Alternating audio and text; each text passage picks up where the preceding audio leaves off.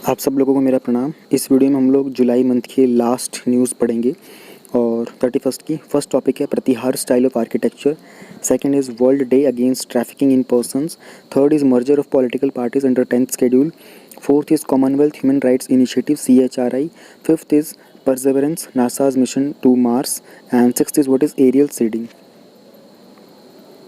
Under GS paper 1, we will be studying about Pratihara style of architecture, and this is covered under Indian culture, that will cover the salient aspects of the art forms, literature and architecture from ancient to modern times. एक 9th century की stone statue जो कि Lord Shiva की थी, भगवान शिव की, जिसे India के एक राजस्थान के टेम्पल से चुरा लिया गया था and then it was smuggled to UK। वो अभी रिटर्न किया जाएगा आर्कियोलॉजिकल सर्वे ऑफ इंडिया को। की फैक्ट्स उसके देख लेते हैं। ये जो स्टोन है, नटराज और नटेश मूर्ति, ये चतुर पोज में है, ठीक है ना, जटा मुक्त और त्रिनेत्र के साथ। ये एक 4 फीट यानी कि 4 फीट लंबी है और बहुत ही रेयर डिपिक्शन है लॉर्ड शिवा का प्रतिहार स्टाइल के अंदर। ये एक बहुत ही रेयर सैंडस्टोन की आइडल मतलब मूर्त है और ओरिजिनली ये घटेश्वर टेम्पल से है, बरौली में है, जो कि राजस्थान के अंदर। And this is a picture of that statue which will be sent back to archaeological survey of India from UK। Pratihara empire के बारे में थोड़ा सा जान लेते हैं। जो गुज्जर प्रतिहार थे, जिनको हम लोग प्रतिहार एम्पायर के टाइम पे जानते थे, उन्होंने नदर्न इंडिया में रूल किया था 7th से 11th सेंचुरी के अंदर, और वो बहुत ही इंस्ट्रूमेंटल थे अरब आर्मीज़ को कंटेन करने के लिए, जो कि ईस्ट की तरफ मूव कर रही थी इंडस रिवर के अंदर। नागभट्ट वन थे, उन्होंने डिफीट किया था अरब आर्मी को, जो कि जुनैद के अंदर और तामीन के अंदर थी। उस समय कैलिफेट के कैंपेन्स थे इंडिया के अंदर। अगर हम आर्किटेक्चर की बात करते हैं तो जो गुज्जर प्रतिहार हैं, उनको अपने स्कल्पचर्स के लिए बहुत जाना जाता है, यानी कि मूर्त के लिए और कार्व्ड पैनल्स के लिए, ओपन पवेलियन स्टाइल टेम्पल्स के लिए। ये एक स्टाइल ऑफ टेम्पल्स होता है। जो ग्रेटेस्ट डेवलपमेंट थी उनके स्टाइल में टेम्पल बिल्डिंग की, वो खजुराहो है, ठीक है ना, जो कि आज की डेट में यूनेस्को वर्ल्ड हेरिटेज साइट भी है। अब जिन्होंने आर्ट एंड कल्चर पढ़ लिया होगा, उन लोगों के लिए ये चीज़ें जानना बहुत आसान होगा। उनको बस एक करंट अफेयर का अपडेट मिल गया है तो ये प्रतिहार स्टाइल अब पूछा जा सकता है, क्योंकि एक स्टैचू के बारे में बात की जा रही है, इंडिया को रिटर्न की जाएगी ये, and it is a very important aspect of the UPSC exam. Let's look at the prelims link about Pratiharas, उनका timeline, reasons they ruled and some important rulers. Pratihara का आर्किटेक्चर, उसके की फीचर्स क्या थे, आर्कियोलॉजिकल सर्वे ऑफ इंडिया के बारे में, Khajuraho temples के बारे में और यूनेस्को वर्ल्ड हेरिटेज साइट के बारे में। If you talk about the Gujjar Pratihara dynasty, ये बहुत ही एक इम्पीरियल पावर थे, ठीक है ना, और लेट क्लासिकल पीरियड के अंदर इंडियन सब कॉन्टिनेंट में, जिन्होंने मोस्टली नदर्न इंडिया को रूल किया था। सबसे पहले उन्होंने उज्जैन में रूल किया था, फिर बाद में लोग कन्नौज की तरफ चले गए थे। ये बहुत ही इंस्ट्रूमेंटल थे अरब्स आर्मी को कंटेन करने के लिए, हम लोगों ने भी जान ही लिया था। एंड जो कॉमन लैंग्वेज यूज़ की जाती थी वो थी संस्कृत, प्राकृत लैंग्वेज। हिंदुज़म रिलीजन को फॉलो करते थे, मोनार्की हुआ करती थी, ठीक है। और अगर हम बात करते हैं इन्होंने किसको प्रेसीड किया था, तो इनसे पहले पुष्यभूति डायनेस्टी हुआ करती थी और इनके बाद में चंडेल डायनेस्टी आ गई थी। Let's look at the list of the rulers. तो रूलर्स की बात करते हैं, सबसे पहले आए थे नागभट्ट 1, देन ककुष्ठ और देवराज, फिर वत्सराज, फिर नागभट्ट 2, फिर रामभद्र, मिहिर भोज, महेंद्रपाल 1, भोज 2, Mahipal 1, Mahendrapal 2, Devpal, विनायकपाल, Mahipal, Vijaypal, Rajpal, Trilochanpal, Yashpal. These are all the major rulers of this dynasty. And looking at the Gujjar Pratihar art, so this one picture you can see at the left side, this is one of the 4 entrances of तेली का मंदिर। जो तेली का मंदिर है Gwalior fort, उसके आसपास से कुछ स्कल्पचर की भी फ़ोटोज़ हैं यहाँ पर। इसे तेली के मंदिर को मिहिर भोज ने बनवाया था, ठीक है। And this one is Jainism related cave mountains हैं, जिनको कार्व्ड आउट किया गया था रॉक फेस के अंदर, सिद्धाचल केव्स जो कि ग्वालियर फोर्ट में। And this is Ghateshwar Mahadev temple at Baroli temples complex. जो कॉम्प्लेक्स है ये 8 टेम्पल्स का है, इसको भी गुज्जर प्रतिहार ने बनाया था। ये एक वॉल्ड एनक्लोजर के अंदर सिचुएटेड है, ठीक है। कुछ नोटेबल एग्जांपल्स हैं ये जो गुज्जर प्रतिहार एरा के थे। इसमें स्कल्पचर्स होते थे, कार्व्ड पैनल्स थे। उनके जो टेम्पल्स थे वो एक ओपन पवेलियन स्टाइल में कंस्ट्रक्ट किए जाते थे, ठीक है ना। जो most notable Gujjar Pratihara style of architecture है वो खजुराहो है, जिसको जो बनाया गया था चंडेल से बुंदेलखंड के, उन्होंने बनाया था इसको। Let's talk about the archaeological survey of India. ये एक इंडियन गवर्नमेंट की एजेंसी है, ठीक है ना, जो कि किसके साथ अटैच्ड है, मिनिस्ट्री ऑफ कल्चर के साथ। अब ये किसके साथ अटैच्ड है, ये क्वेश्चन प्रीलिम्स में पूछा जा सकता है आपसे, ठीक है ना। ये जो भी इंडिया के अंदर आर्कियोलॉजिकल रिसर्च होती है ना, उसके लिए रिस्पॉन्सिबल है, और किस तरीके से हमारे कल्चरल मॉन्यूमेंट्स को प्रिजर्व करना है, कंजर्व करना है। 1861 के अंदर अलेक्जेंडर कनिंघम, ठीक है ना, तब इन्होंने इसको स्टार्ट किया था, तब से स्टार्ट हुई 1861 से। It's a very old agency, और इसके जो पहले डायरेक्टर जनरल थे वो भी थे अलेक्जेंडर कनिंघम ही। एंड अभी राइट नाउ उसके हेडक्वार्टर जो है वो न्यू दिल्ली के अंदर है। इसकी पेरेंट ऑर्गेनाइजेशन मैंने आपको बताई दी हैगी। So this much is enough to know about archaeological survey of India as for now. जो बहुत मेजर एक आर्किटेक्चर था गुजर प्रतिहार का, वो हमने बात की थी खजुराहो ग्रुप ऑफ मॉन्यूमेंट्स का। तो ये हिंदू टेम्पल्स हैं, एक ग्रुप है हिंदू टेम्पल्स का और जैन टेम्पल्स का। छतरपुर डिस्ट्रिक्ट है मध्य प्रदेश के अंदर। I think some of you must have visited this place. It's one of the most beautiful and iconic places of India, और ये यूनेस्को की वर्ल्ड हेरिटेज साइट भी है। ये टेम्पल्स अपने नगाड़ा स्टाइल आर्किटेक्चर सिम्बोलिज्म के लिए बहुत फेमस है, और इसके ऊपर बहुत इरोटिक स्कल्पचर है। इरोटिक स्कल्पचर्स का मतलब क्या होता है कि सेक्सुअली अपीलिंग स्कल्पचर्स का डिज़ाइन दिया गया है।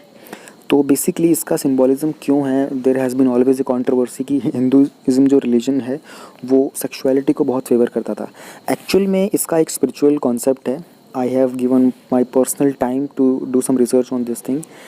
तो उसमें होता क्या था ना कि whenever people use to visit this temple ना, so they were made to do that parikrama. परिक्रमा का मतलब होता है कि मंदिर के चारों तरफ घूमना, पूरे को निहारने का समय दिया जाता था। इस मंदिर में जाने की एक प्रोसेस होता था, आपको पूरे मंदिर को निहारना है। You have to look at every sculpture and become aware of all those thoughts, all those lustful thoughts that are arising in your mind. So when we become aware of all those thoughts, we start to get control over those thoughts. तो thoughts को control करने का एक basic तरीका होता है उनको observe करना। सो अवेयरनेस अपलिफ्ट होती है कि उससे क्या होता था कि वो एक क्रेविंग्स होती है ना, क्रेविंग्स जो होती है, वो जो अवर्जन्स होती हैं वो ड्रॉप होने लग जाती थी। So when the person becomes completely free of this lustful thoughts, then they can get into the inside the temple and that they can sit and meditate and basically embrace that energy within the temple. तो ये concept था उन sculptures को बाहर बनाने का। And उसके अलावा जो नॉनसेंस तो क्या कहूँगा कि इलिटरेट लोग हैं वो बोलते रहते हैं मंदिर के बारे में कुछ भी, दैट इज़ ऑल बुलशिट। तो जो मोस्टली जो खजुराहो टेम्पल्स हैं इनको 1950 AD से लेकर और 1050 AD तक बनाया गया था चंडेला डायनेस्टी के द्वारा। हिस्टोरिकल रिकॉर्ड्स नोट करते हैं कि जो खजुराहो टेम्पल्स हैं ये इसमें 85 टेम्पल्स थे 12th सेंचुरीज तक, जो कि 20 स्क्वायर किलोमीटर के एरिया में स्प्रेड थे। इनमें से सिर्फ 25 टेम्पल्स सर्वाइव कर रहे हैं अभी। Now let's talk about world heritage sites. World heritage site एक लैंडमार्क या फिर कोई एरिया होता है जिसकी लीगल प्रोटेक्शन की जाती है एक इंटरनेशनल कन्वेंशन के अंडर, जिसको गार्ड करता है United Nations Educational Scientific and Cultural Organisation, उसको हम यूनेस्को भी बोलते हैं। वर्ल्ड हेरिटेज साइट्स को डेजिग्नेट किया जाता है यूनेस्को के द्वारा जहाँ पर कोई कल्चरल, हिस्टोरिकल, साइंटिफिक या फिर कोई और उनकी सिग्निफिकेंस होती है तब, ठीक है। प्लस में इन साइट्स को कैटेगराइज किया जाता है, जैसे कि कल्चरल साइट्स हो गई, नेचुरल साइट हो गई, ठीक है ना, या फिर मिक्स साइट भी हो जाती हैगी। उसके अलावा अगर हम बात करते हैं तो as of June 2020 total world के अंदर 1121 वर्ल्ड हेरिटेज साइट्स डिक्लेयर्ड हैं यूनेस्को के द्वारा, जिसमें से 869 कल्चरल हैं, 213 नेचुरल हैं और 39 जो हैं वो मिक्स्ड हैं। ये सारी की सारी मिलाकर टोटल 167 कंट्रीज़ के अंदर हैं, और 3 कंट्रीज़ जहाँ पर सबसे ज़्यादा हैं वो हैं चाइना और इटली, दोनों में 55 हैं, और उसके बाद आता है स्पेन जहाँ पर 48 है। इंडिया की अगर हम बात करते हैं तो इंडिया के अंदर 38 वर्ल्ड हेरिटेज साइट्स अवेलेबल हैं। Next we have world day against trafficking in persons, ठीक है। ये एक टॉपिक हमारा कवर होता है population and associated issues, poverty, developmental issues, urbanisation, their problems and their remedies, plus effects of globalisation on Indian society. Trafficking in persons को अगर आप देखो तो बेसिकली ट्रेड करना, ह्यूमन बींग्स की ट्रेड करना, ठीक है ना, इंसान को एक जगह से दूसरी जगह बेच देना किसी पर्टिकुलर किसी वेस्टेड इंटरेस्ट के लिए, उसको बोलते हैं ट्रैफिकिंग। तो इसको डेजिग्नेट किया था यूनाइटेड नेशंस ने 30 जुलाई को 2013 में as world day against trafficking in person. तो इस बार का जो थीम था उसका फोकस था first responders to human trafficking. अब ये फर्स्ट रिस्पॉन्डर्स कौन होते हैं? ये वो लोग होते हैं जो डिफरेंट सेक्टर्स में काम कर रहे होते हैं, जिनका काम होता है आइडेंटिफाई करना, सपोर्ट करना, इनको काउंसलिंग प्रोवाइड करना, इनको जस्टिस प्रोवाइड करना, जो भी विक्टिम्स होते हैं ना ट्रैफिकिंग के, इन सब को, प्लस में जो भी इम्प्यूनिटी होती है इन ट्रैफिकर्स की, उन सबको चैलेंज करना।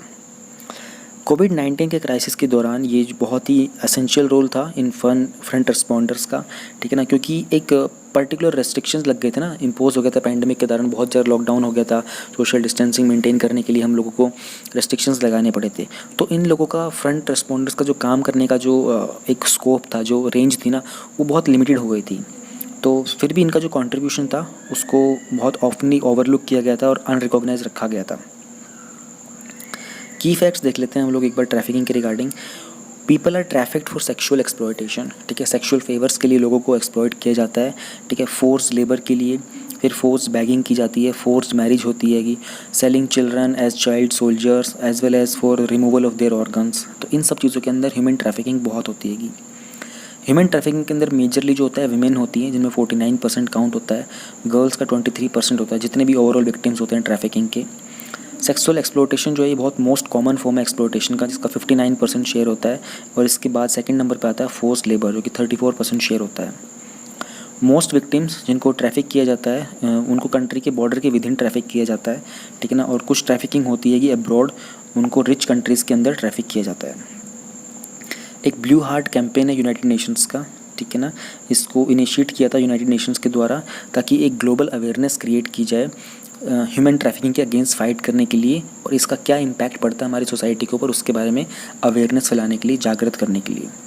इसका बहुत सिंपल सा एम है, ठीक है, कि गवर्नमेंट के इन्वॉल्वमेंट को एनकरेज करना, कि ज़्यादा से ज़्यादा गवर्नमेंट का इसमें रोल बढ़े, सिविल सोसाइटी का इसके अंदर एनरोलमेंट ज़्यादा हो, कॉर्पोरेट सेक्टर भी आए, इंडिविजुअल्स भी अपने आप में आए और कुछ एक्शंस ऐसे करें जिससे इंस्पिरेशन मिले बाकी लोगों को, ताकि इस तरह के हीनियस क्राइम, ठीक है ना, उन सबको प्रिवेंट किया जा सके। Moving on to it allows people to show their solidarity with the victims of human traffic and increasing their visibility by wearing blue heart. Those people they used to wear a blue heart, जिसके कारण वो एक सहमति दिखाते थे, ठीक है ना, एक सॉलिडारिटी दिखाते थे, उनके साथ दिखाते थे, अपने आप को हार्मोनाइज करते थे उनकी फीलिंग्स के साथ, विच शोज़ कि people stand in their support and they will try their best to prevent any such thing in future. Constitutional और लेजिस्लेटिव प्रोविजंस क्या हैं ट्रैफिकिंग से रिलेटेड इंडिया के अंदर, ये बहुत इंपॉर्टेंट सेक्शन पड़ता है हमारा मेंस आंसर राइटिंग के लिए भी, और प्लस में और भी बहुत कुछ कवर हो जाता है इसके अंदर। ह्यूमन बींग्स की जो ट्रैफिकिंग होती है ना, वो प्रोहिबिटेड है under constitution of India article 23 clause 1। Article 23 clause 1 में क्या होता है कि स्पेशली फोर्स्ड बैगिंग वगैरह जो होती है ना, या फिर किसी को भी फोर्स लेबर के तहत काम करवाना, ये चीज़ अलाउड नहीं होती है। तो ये हमारे आर्टिकल 23 के क्लॉज 1 में मैंशनड है। Then we have immoral traffic prevention act 1956 का ITPA, ये बहुत प्रीमियर लेजिस्लेशन है जो प्रिवेंट करता है किसी भी टाइप की ट्रैफिकिंग और कमर्शियल सेक्सुअल एक्सप्लॉयटेशन को। थर्ड पे वी हैव क्रिमिनल लॉ, इसका अमेंडमेंट हुआ था 2013 के अंदर, विच केम इनटू फोर्स, जहाँ पर सेक्शन 370 जो था इंडियन पिनल कोड का, उसको सब्स्टिट्यूट कर दिया गया था सेक्शन 370 और 370A IPC के साथ, जो प्रोवाइड करता है कॉम्प्रिहेंसिव मेजर्स क्या क्या हो सकते हैं ताकि ह्यूमन ट्रैफिकिंग का जो मेनेस है, जो कि दरिद्रता है, उसको काउंटर करने के लिए। Then we have POCSO act 2012 का, ये बहुत स्पेशल लॉ है जो चिल्ड्रन को सेक्सुअल एब्यूज़ और एक्सप्लॉयटेशन से प्रोटेक्ट करता है। Let's look at the prelims question. Section 370, 378 done, article 23 बता दिया, blue heart campaign, first responders, world trafficking, सारे के सारे हो चुके हैं। पॉलिटी के अंदर एक बहुत ही शानदार टॉपिक है हमारा एंटी डिफेक्शन लॉ करके, जो कि 10th शेड्यूल के अंदर ही आता है।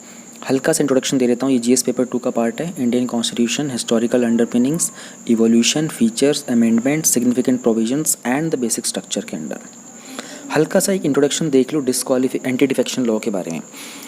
जब कोई इंसान, सपोज करते हैं बीजेपी और कांग्रेस रहेगा, ठीक है, अब कांग्रेस का कोई एक MP है, ठीक है, वो अपनी पार्टी को छोड़ करके और बीजेपी को ज्वाइन कर लेता है, ठीक है, कांग्रेस का था, बीजेपी को ज्वाइन कर लेता है अपनी पार्टी को छोड़ करके, तो कांग्रेस उसके ऊपर एंटी डिफेक्शन लॉ लगाने की बात चलाती है। उसमें प्रिसाइडिंग ऑफिसर होते हैं, अगर MP है तो लोकसभा के चेयरमैन होंगे या फिर राज्यसभा के जो चेयरपर्सन होते हैं वो होंगे, अगर वो MLA है तो जो स्टेट असेंबली के जो स्पीकर होते हैं वो होंगे। यहाँ पर काम क्या होता है कि वो कांग्रेस जो जाएगी वो प्रिसाइडिंग ऑफिसर के पास जाएगी कि भैया इस बंदे ने हमारी पार्टी को डिफेक्ट किया है, आप इसको डिस्क्वालीफाई कर दीजिए। डिस्क्वालीफाई करने का मतलब क्या होता है, अब ये इंसान अपनी पार्टी छोड़ के बीजेपी ज्वाइन तो कर सकता है, लेकिन अगर प्रिसाइडिंग ऑफिसर ने इसको डिस्क्वालीफाई कर दिया, then this person can not hold the position of being MLA।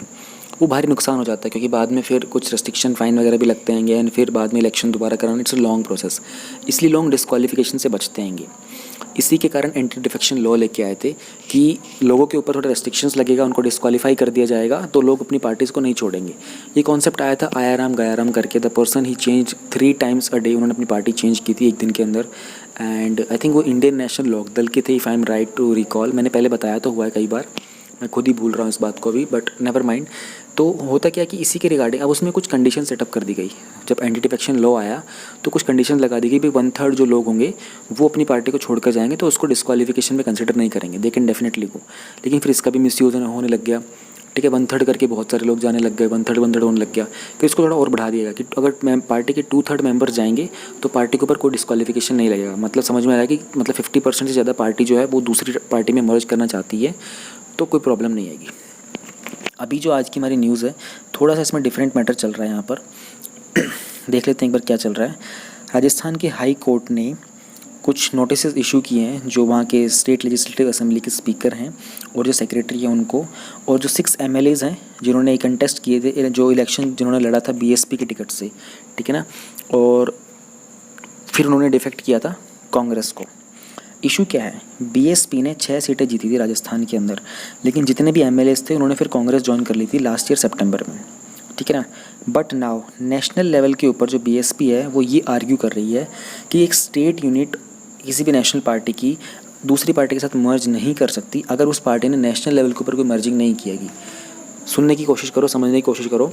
BSP ये कहना चाह रही है कि भैया जब हम लोगों ने सेंटर लेवल के ऊपर अपनी पार्टी को मर्ज नहीं किया है तो आप स्टेट लेवल के ऊपर पार्टी को ऐसे मर्ज नहीं कर सकते हो।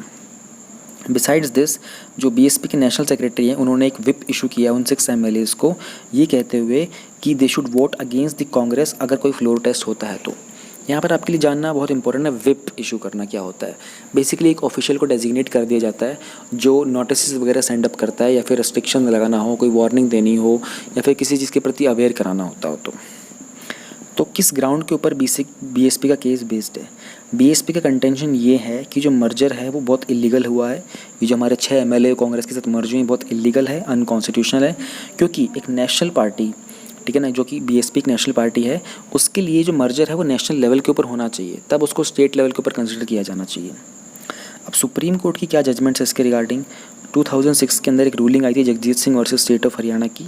इस केस के अंदर सुप्रीम कोर्ट ने अपहेल्ड किया था इस बात को, जो डिसीजन था कि 4 MLAs को डिस्क्वालीफाई करने का सिंगल मेंबर पार्टी से जिन्होंने कांग्रेस को ज्वाइन कर लिया था, उस टाइम पे सुप्रीम कोर्ट ने अपहेल्ड किया था। 2007 में अगले साल राजेंद्र सिंह राणा और ओर्स वर्सेस स्वामी प्रसाद मौर्य का जो केस था, 37 MLAs जो कि BSP की स्ट्रेंथ के 1/3 थे, वो स्प्लिट हुए थे पार्टी से जब इनकी गवर्नमेंट गिर गई थी। उन्होंने सपोर्ट किया था समाजवादी पार्टी को, SP को। फिर सुप्रीम कोर्ट ने रूलिंग दी थी कि जो स्प्लिट है उसको रिकॉग्नाइज नहीं कर सकते, क्योंकि ये जो मेंबर थे ना, इन सब ने एक साथ स्प्लिट नहीं किया था, ये वेरियस टाइम्स के ऊपर स्प्लिटिंग हुई थी, ठीक है। लेकिन ये जो जजमेंट्स हैं आज के टाइम में रेलेवेंट क्यों नहीं है, ये भी जानना बड़ा इंपॉर्टेंट है। जो की एस्पेक्ट है इन केसेस के अंदर वो ये है कि ये जो सारे के सारे स्प्लिट के केसेस हैं ना, ये डील करते हैं कि क्या 1/3 मेंबर्स जो थे लेजिस्लेटिव पार्टी के वो स्प्लिट हुए या नहीं हुए।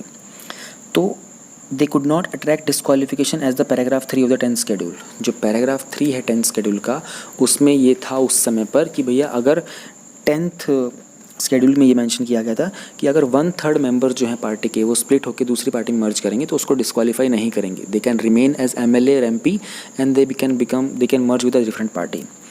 2003 के अंदर एक 91st कॉन्स्टिट्यूशनल अमेंडमेंट एक्ट आया था पैराग्राफ 3 का, उसमें पैराग्राफ 3 को डिलीट कर दिया गया था 10th शेड्यूल से। फिर अमेंडमेंट मेड किया गया था कि as 1/3 split rule was grossly misused by parties to engineer divisions and indulge in horse trading, 1/3 was regarded as an easy target to achieve and the law now exempts defection only when it is at 2/3 in a merger। तो इस amendment के बाद पहली बात तो paragraph 3 को remove किया गया, क्योंकि 1/3 को ना लोग फिर भी मिसयूज़ करने लग गए थे, अलग अलग तरीके निकाल लेते थे। तो कानून के अंदर ना लोग कुछ ना कुछ तरीका निकाल लेते हैं, कुछ लूप होल निकाल लेते हैं उसको मिसयूज़ करने का।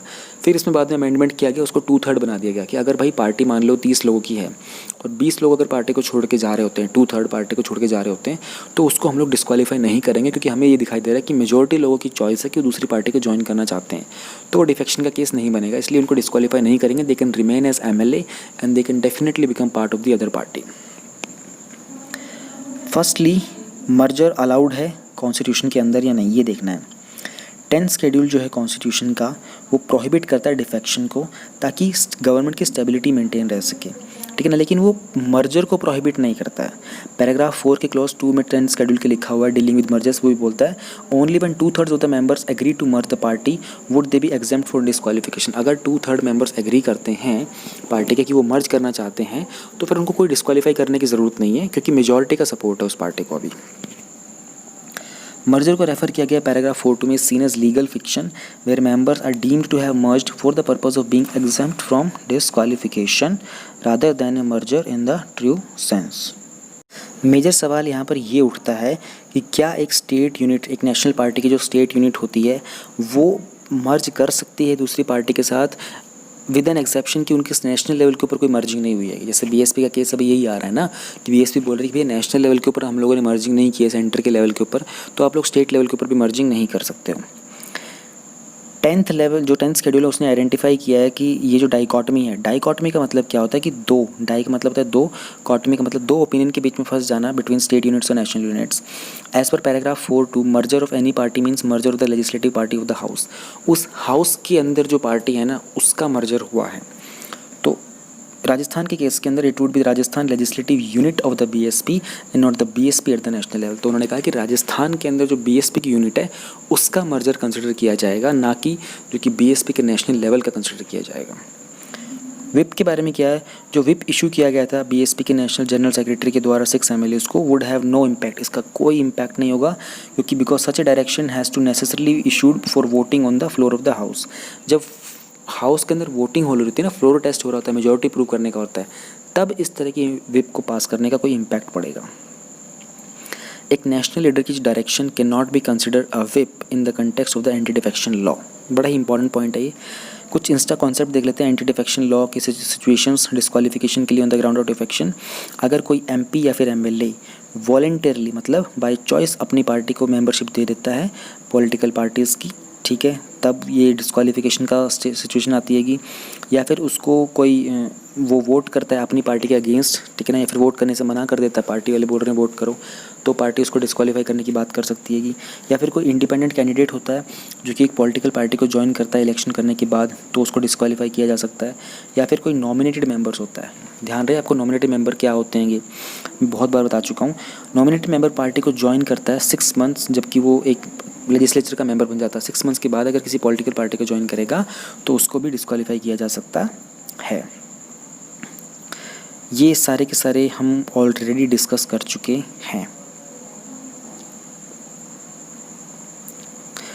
Now we have Commonwealth human rights initiative CHRI।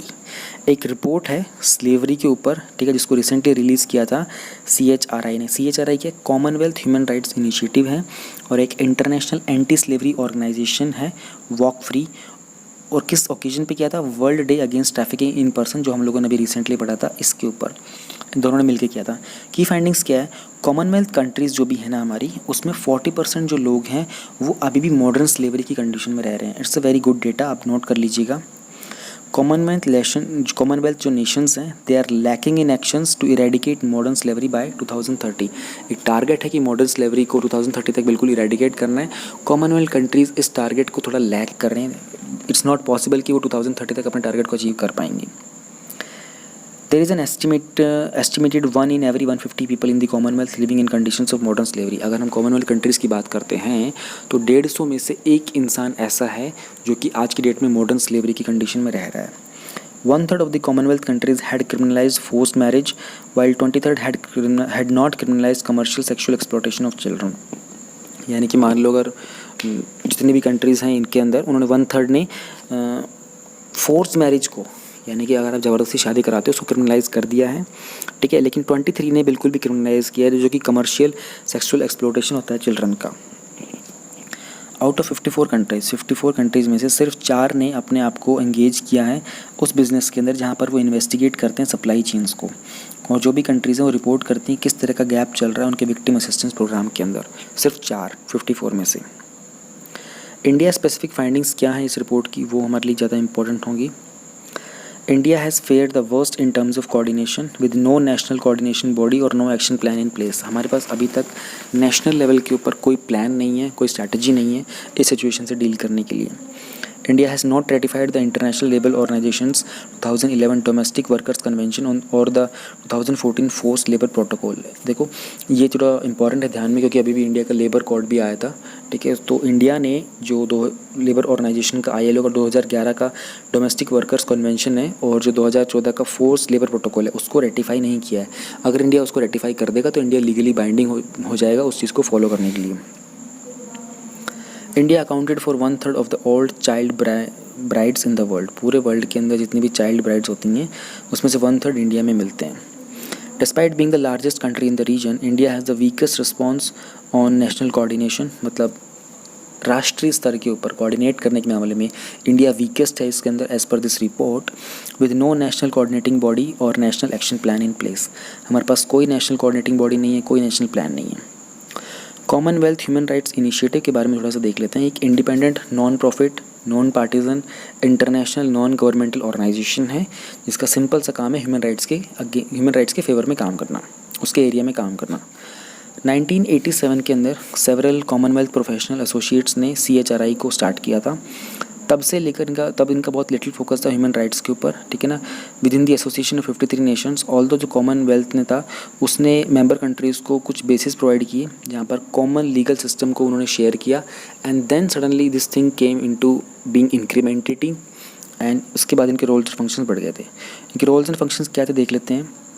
CHRI का एक सिंपल सा काम होता है, ये प्रमोट करता है how they will adhere to the universal declaration of human rights. ठीक है ना. उनके जो प्रोटोकॉल्स हैं, जो कन्वेंशंस हैं UNDHR के, और कॉमनवेल्थ का जो हरारे प्रिंसिपल्स हैं, बाकी जो internationally recognise human rights instruments हैं जिसमें डोमेस्टिक लेजिस्लेशन को भी सपोर्ट करना, ह्यूमन राइट्स को कॉमनवेल्थ कंट्रीज़ के अंदर, इन सब के जो प्रोविजंस हैं ना उन सबको कैसे इम्प्लीमेंट करवाना है, ये इस ऑर्गेनाइजेशन का काम होता है. इसके हेडक्वार्टर न्यू दिल्ली के अंदर हैं. देखो इंडिया में इसके हेडक्वार्टर हैं और इंडिया में इसकी रिपोर्ट रिलीज़ की है और इंडिया की खुद की परफॉर्मेंस इसमें वर्स्ट चल रही है. यहाँ पर हमको देखना है कॉमनवेल्थ की कॉम्पोजिशन, उसके ऑब्जेक्टिव. CHRI का एस्टेब्लिशमेंट ऑब्जेक्टिव तो हो गया है, CHRI के हेडक्वार्टर्स भी हो गए हैं, फोर्स लेबर ऑर्गेनाइजेशन कन्वेंशन के बारे में भी हो गया है. So we need to talk about common, ये भी हमें करना नहीं, 4th पॉइंट भी हमको करना है. फोर्स लेबर कन्वेंशन के बारे में नहीं हुआ है, तो 1st and 4th. Commonwealth Nations, इसको जनरली कॉमनवेल्थ के नाम से ही बुलाया जाता है. ऑलराइट, ये एक पॉलिटिकल एसोसिएशन है. ध्यान रहे ये वर्ड्स जो है ना, कीवर्ड्स, पॉलिटिकल एसोसिएशन है क्या है, ये आपको प्रीलिम्स के अंदर डिफरेंट ऑप्शंस में अवेलेबल हो सकता है. एंड 54 मेंबर स्टेट्स का पॉलिटिकल एसोसिएशन है. सारे के सारे नियरली ब्रिटिश एम्पायर की फॉर्मर टेरिटरीज, यानी कि पहले ब्रिटिशर्स इन नेशंस के ऊपर, इन टेरिटरीज के ऊपर राज किया करते थे. चीफ इंस्टीट्यूशंस जो हैं ऑर्गेनाइजेशन के वो हैं कॉमनवेल्थ के सेक्रेटेरिएट और कॉमनवेल्थ फाउंडेशन. कॉमनवेल्थ सेक्रेटेरिएट जो है उसका फोकस है इंटर गवर्नमेंटल एस्पेक्ट्स के ऊपर, और जो कॉमनवेल्थ फाउंडेशन है इसका फोकस होता है नॉन गवर्नमेंटल रिलेशंस के ऊपर सभी मेंबर स्टेट्स के बीच में. कॉमनवेल्थ की अगर हम डेटिंग की बात करते हैं तो ये 20th सेंचुरी के फर्स्ट हाफ के पहले से था, जहाँ पर ब्रिटिश एम्पायर का जो डीकोलोनाइजेशन प्रोसेस था वो स्टार्ट हो चुका था. इसके कारण इन्हीं सब टेरिटरीज़ के अंदर सेल्फ गवर्नेंस इंक्रीज़ होना स्टार्ट हो गई थी. ओरिजिनली इन्होंने क्रिएट किया था ब्रिटिश कॉमनवेल्थ ऑफ नेशंस. ठीक है, बैलफोर डिक्लेरेशन हुआ था 1926 के इंपीरियल कॉन्फ्रेंस के अंदर, और इसको फॉर्मलाइज़ किया गया था यूनाइटेड किंगडम के स्टैट्यूट ऑफ वेस्टमिंस्टर 1931 के अंदर.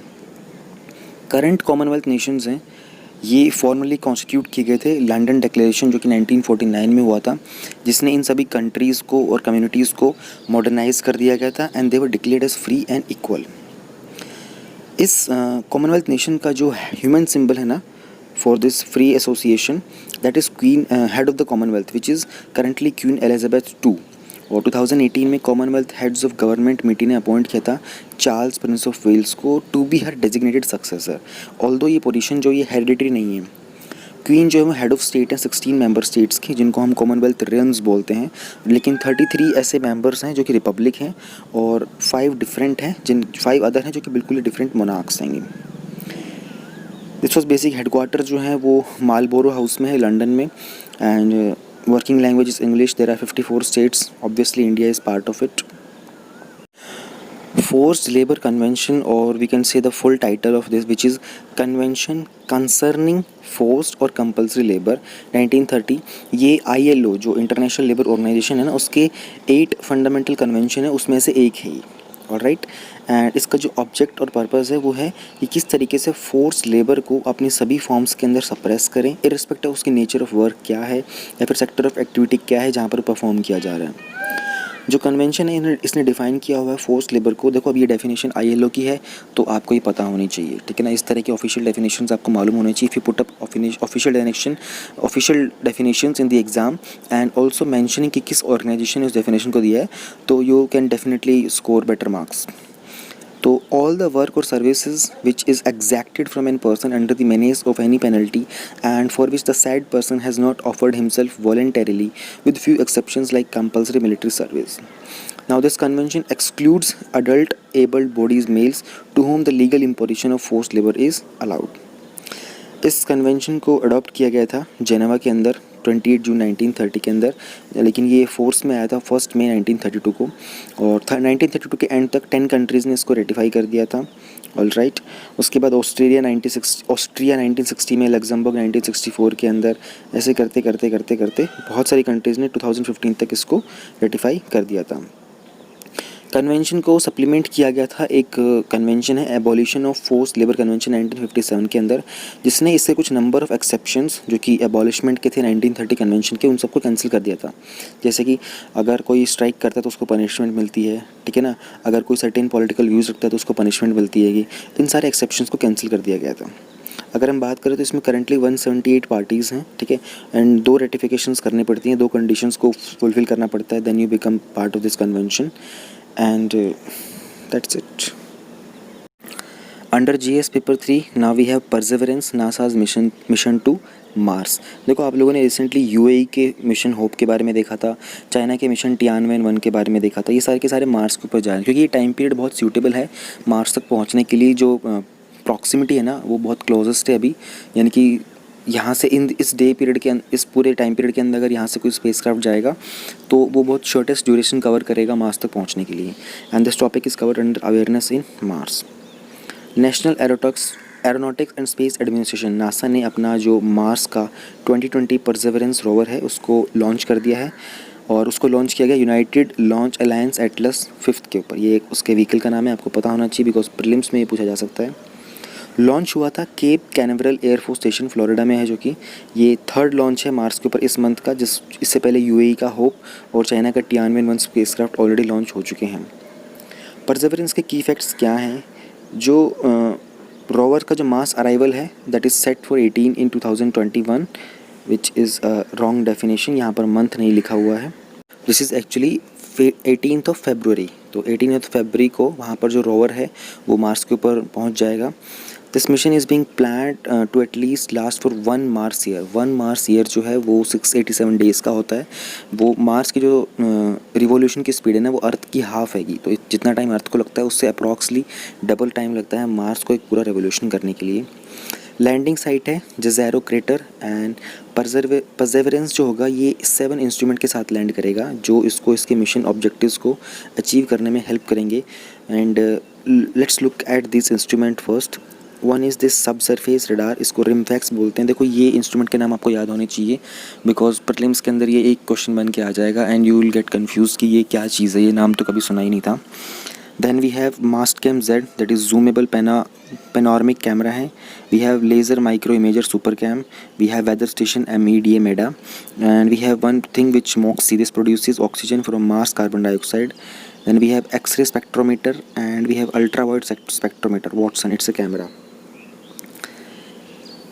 This mission is very significant, and why this mission is very significant? Perseverance जो है एक यूनिक इंस्ट्रूमेंट कैरी कर रहा है मॉक्सी को, जिसको बोलते हैं Mars oxygen ISRO experiment. For the first time ये मॉलिकुलर ऑक्सीजन मैन्युफैक्चर करेगा मार्स के ऊपर उसकी कार्बन डाइऑक्साइड को यूज़ करके, क्योंकि मार्स का जो सरफेस है वो कार्बन डाइऑक्साइड रिच एटमॉस्फेयर है। इसरो का मतलब होता है इन सिटू रिसोर्स यूटिलाइजेशन, या फिर इसको अगर एक्सप्लेन करके कहें तो the use of local resources to meet the human needs in requirement of the spacecraft. In situ word का मतलब होता है इन द ओरिजिनल प्लेस। ये कैरी करेगा इंजेनिटी, जो कि एक ऐसा हेलीकॉप्टर है जो मार्स के ऊपर फ्लाई करेगा। This is the first time NASA दूसरे प्लेनेट या सैटेलाइट के ऊपर कोई एक हेलीकॉप्टर फ्लाई करने जा रहा है। And this is being planned as a first step to bring back some rock samples from Mars, जिनका एनालिसिस किया जाएगा एक बहुत ही सोफिस्टिकेटेड लेबोरेटरीज़ के अंदर अर्थ के ऊपर। And the goal is to look for the bio signatures, या फिर कुछ सिग्नेचर्स हो सकते हैं प्रेजेंट और पास्ट लाइफ के मार्स के ऊपर, उन सबको स्टडी करने के लिए।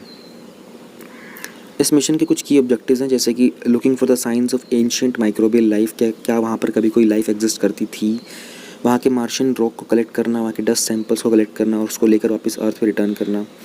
To deliver an experimental helicopter, जिसके बारे में हम लोगों ने बात किया, इंजेन्युटी। वहाँ के क्लाइमेट और जियोलॉजी को स्टडी करना, वहाँ पर टेक्नोलॉजी का डेमोन्स्ट्रेशन करना, ताकि फ्यूचर मास मिशंस को और ईजिली एग्जीक्यूट किया जा सके। इस नियर टर्म इंटरेस्ट का मतलब क्या है, अभी क्यों किया गया? देखो, मार्स जो है बहुत ही नियर बैकयार्ड पे लोकेटेड है अर्थ के, just 200 million kilometre away, and it is a planet that human can survive in future और may be aspire to visit to stay for longer durations. Mars के ऊपर कुछ फ्लोइंग वाटर और atmosphere था distance past के अंदर, और perhaps कुछ कंडीशंस थी मार्स के ऊपर ऐसी जो लाइफ को सपोर्ट करती थी। इन द नियर टर्म जो इंक्रीज़ हुआ है इंटरेस्ट रिलेटेड टू मार्स, वो इसलिए भी हुआ क्योंकि एलन मस्क ने कुछ प्लान किया है कि he will be starting commercial travel to Mars. Talking about the background, NASA rovers भेज रहा है मार्स के ऊपर 1997 से, जब उन्होंने मार्स पाथफाइंडर मिशन इनिशिएट किया था। 1997 का मिशन था जहाँ पर नासा ने पहली बार वहाँ पर रोवर को भेजा था। So as the mission turn out to be successful, NASA ने डिसाइड किया कि वो कंटिन्यू जाता रहेगा मार्स के ऊपर एविडेंस सर्च करने के लिए। सेकेंड टाइम जो स्पेस ऑर्गेनाइजेशन जिसने ट्विन रोवर्स भेजे थे, तो those were Spirit and Opportunity, ये मार्स पर 2003 में भेजे गए थे। Third attempt were made by sending Curiosity in 2012। Mission to Mars is done, Perseverance के objective done, instruments on board. UAE का होप और चाइना की टियानमेन बिल्कुल रिसेंटली अभी हम लोगों ने डिस्कस किए, पूरा फुल टॉपिक, तो जो लोग रेगुलरली फॉलो करें उनको कोई दिक्कत हुई नहीं होगी। पाथफाइंडर मिशन के बारे में हम लोगों ने ऊपर देख लिया। What is aerial seeding, and this topic is covered under conservation related issues. Haryana के फॉरेस्ट डिपार्टमेंट ने स्टार्ट किया है aerial seeding across the state pilot basis के ऊपर, यानी कि एक टेस्ट प्रोजेक्ट की तरह। इस टेक्निक के अंदर क्या करेंगे, कुछ प्लांटेशन करेंगे अरावली सेक्शन के अंदर। देखो, अरावली के जो माउंटेन्स हैं ये वर्ल्ड के ओल्डेस्ट माउंटेन रेंजेस हैं, ध्यान रहे, नॉट दी माउंटेन रेंजेस हैं, तो हरियाणा में भी इसका कुछ पार्ट पड़ता है। सो इस टेक्निक के अंदर कुछ प्लांटेशन की जाएगी अरावली के कुछ सेक्शंस के अंदर, जहाँ पर बहुत डिफ़िकल्ट है उस एरिया को एक्सेस करना, और या फिर वो इनएक्सेसिबल है कम्प्लीटली। पायलट प्रोजेक्ट हेल्प करेगा किस तरीके से हम लोग टेक्नोलॉजी को इफेक्टिवली यूज़ कर सकते हैं इस डिस्पर्सल मैकेनिज्म के लिए। एरियल सीडिंग क्या होती है? It is a technique of plantation जहाँ पर सीड बॉल्स क्रिएट किए जाते हैं। बेसिकली जो बीज होता है, सीड होता है, उसको एक क्ले, मिट्टी का एक मिक्सचर के अंदर और कंपोस्ट के साथ में उसके ऊपर एक कवरिंग कर दी जाती है, ये ठीक है ना। फिर उसको ग्राउंड के ऊपर स्प्रे किया जाता है एरियल मेथड के साथ। उसमें आप प्लेन यूज़ कर सकते हो, हेलीकॉप्टर या फिर ड्रोन्स। ये टेक्निक काम कैसे करती हैं? जो सीड बॉल्स या फिर सीड पैलेट्स होते हैं वो डिस्पर्स होते हैं टारगेटेड एरिया के अंदर किसी भी लो फ्लाइंग ड्रोन की हेल्प से, और वो जब ग्राउंड के ऊपर गिरते हैं तो कोटिंग ऑफ क्ले होती है ना, वो उसको सपोर्ट करती है कि बाय वेट वो पर्टिकुलर डायरेक्शन पर, पर्टिकुलर लोकेशन पर ही गिरे। क्योंकि अगर आप सीड को डायरेक्टली हवा में छोड़ दोगे तो वो बहुत लाइट होता है, वो इधर उधर हवा से उड़ जाएगा। तो अगर डेजिग्नेटेड लोकेशन के ऊपर उनको ड्रॉप करना है तो उसमें थोड़ा वेट होना चाहिए। तो ये जो क्ले है उसमें वेट क्रिएट करने का हेल्प भी करती है। प्लस में जब वो गिर जाता है वहाँ पर, तो जब रेन वगैरह होती है तो वो क्ले और जो कंपोस्ट है उसके अंदर का जो पार्ट होता है, जो सीड के अंदर का पार्ट होता है, उसको स्प्राउट करने में हेल्प करता है। इस टेक्निक के एडवांटेजेस क्या हैं? पहली बात तो ऐसे एरियाज जहाँ पर जो कि इनएक्सेसिबल हैं, ठीक है ना, बहुत ही स्टीप स्लोप्स होते हैं और डिस्कनेक्टेड होते हैं फॉरेन रूट्स की वजह से, वहाँ पर प्लांटेशन को सपोर्ट कर पाना बहुत डिफ़िकल्ट होता है। तो वहाँ पर एरियल सीडिंग बहुत सपोर्ट करती है। The process of seeds germination and growth वो बहुत is such that it requires no attention after it is disperse. इस तरह की जो सीड जर्मिनेशन होती है ना, इसको सिर्फ सीड को स्प्रेड करना होता है, उसके बाद उसकी केयर करने की रिक्वायरमेंट नहीं होती है। Nature just takes care of that seed, और वो सीड जो है अपने आप स्प्राउट करके प्लांट में कन्वर्ट हो जाता है। इसलिए इस मेथड को fire and forget way of plantation भी बोला जाता है। अब you must know about this keyword, fire and forget way of plantation, ये एरियल सीडिंग को बोलते हैं। They eliminate the need for ploughing and digging holes in the soil and the seeds need not to be planted, यानी कि आपको ज़मीन को खोदना नहीं पड़ेगा, उसको बार बार पानी नहीं देना पड़ेगा। बिकॉज जो सीड होता है ना वो ऑलरेडी सराउंडेड बाय होता है सॉइल के साथ, क्योंकि उसके ऊपर आप मिट्टी और कंपोस्ट लगा के ही उसको गिराते हो, और उस कंपोस्ट के अंदर न्यूट्रिएंट और माइक्रो ऑर्गेनिजम्स भी होते हैं। The clay shell of these pellets along with the other items in the mixture also protects them from birds ants और रैट्स। जो क्ले शेल जो आप मिट्टी का उसके ऊपर एक लेयर बना के फेंकते हो उसको, उसके कारण उसको सीड को बर्ड भी कंज्यूम नहीं कर सकते, या फिर कोई छोटे छोटे जो रोडेंट्स वगैरह होते हैं जैसे कि रैट्स वगैरह हो गए, ये भी उसको कंज्यूम नहीं कर सकते, तो वो प्रोटेक्टेड रहता है फुल टाइम।